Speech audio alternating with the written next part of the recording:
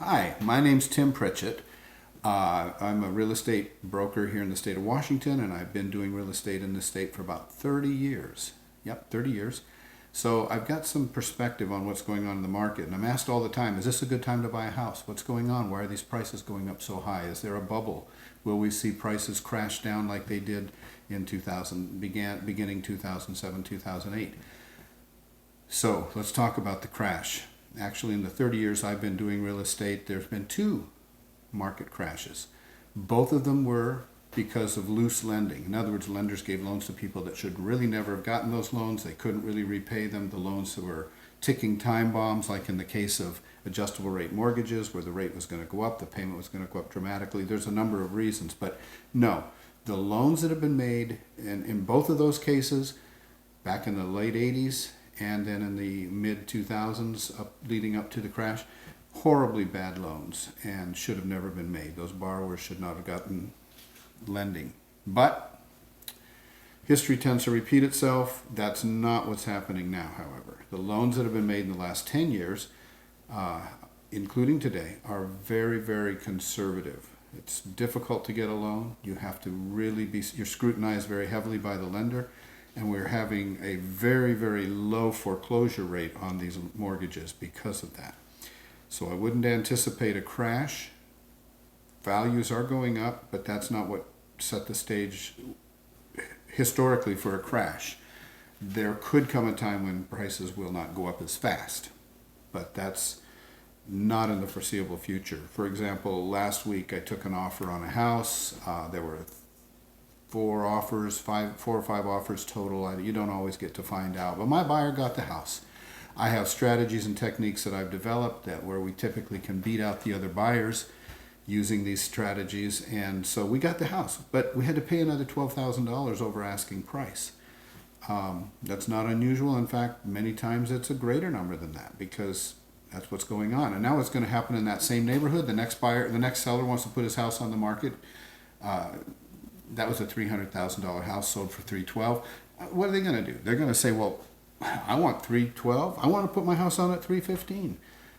It's very possible that they'll get that. In fact, it could be that they'll get more than that because, again, there are going to be multiple offers most likely. There are going to be a lot of buyers vying for that house, and the price will be driven up. That's what happens with low supply and high demand. So at the moment, your best strategy is not to wait. It's not a good time to think, well, there's going to be a crash. No, there's not going to be a crash. In fact, and I say that at least from the historical standpoint, there won't be a crash based on bad lending practices. There's something else on the horizon. I don't see it. The housing market is just too robust and rates are nice and low. So people can get houses as long as they have decent credit and good jobs. So and in the state of Washington, we're blessed with a lot of people that have both of those. So what's going to happen in the future? So as I said, the house. Here's another way of saying what I'm trying to say. The house you want to buy is shrinking because today that house that I was saying was $300,000. A few months ago was $270,000.